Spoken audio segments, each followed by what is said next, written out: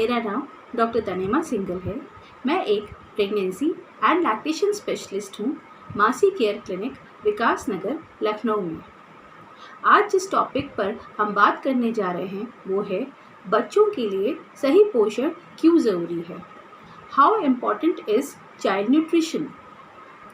तो सबसे पहले हम ये जानते हैं कि जो फूड है यानी कि जो खाना है वो हमारे शरीर के लिए ईंधन के समान है।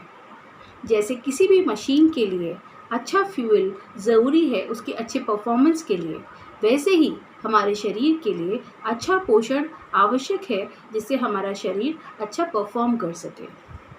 आजकल छोटे बच्चे, नवजात शिशु पोषण के अभाव में पैदा हो रहे हैं क्योंकि गर्भवती स्त्रियों में पोषण का अभाव है।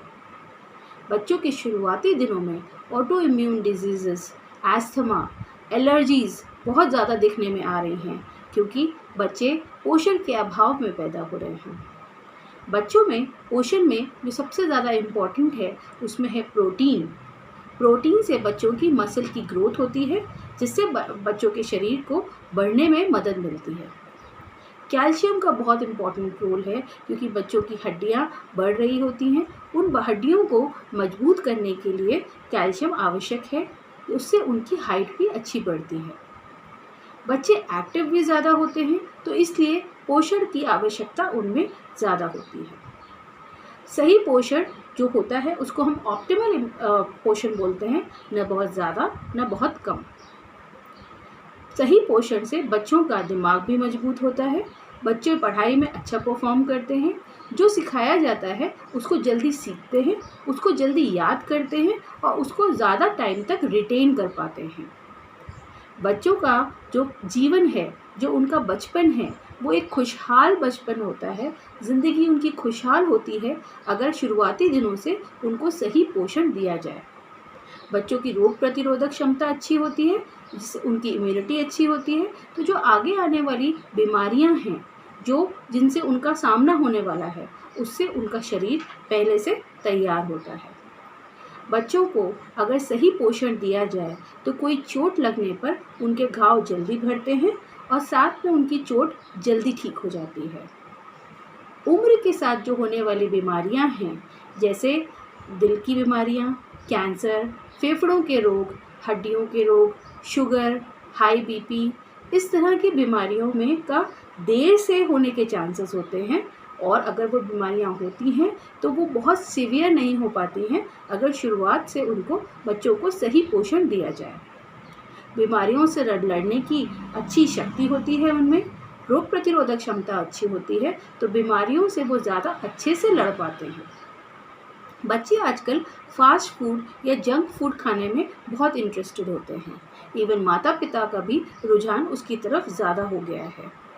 फास्ट फूड जो होते हैं उनमें एम्प्टी कैलोरीज यानी खाली कैलोरीज होती हैं, उनमें पोषण का बहुत अभाव होता है। सही पोषण नहीं होता उसके अंदर तो उससे एसेंशियल न्यूट्रिशन बच्चों को नहीं मिल पाता। बच्चों में चर्बी का बढ़ना हो जाता है उससे, और बच्चों को सही न्यूट्रिशन ना मिलने की वजह से बहुत सारी बीमारियां बचपन में ही हो जाती हैं। बच्चे कमज़ोर हो जाते हैं।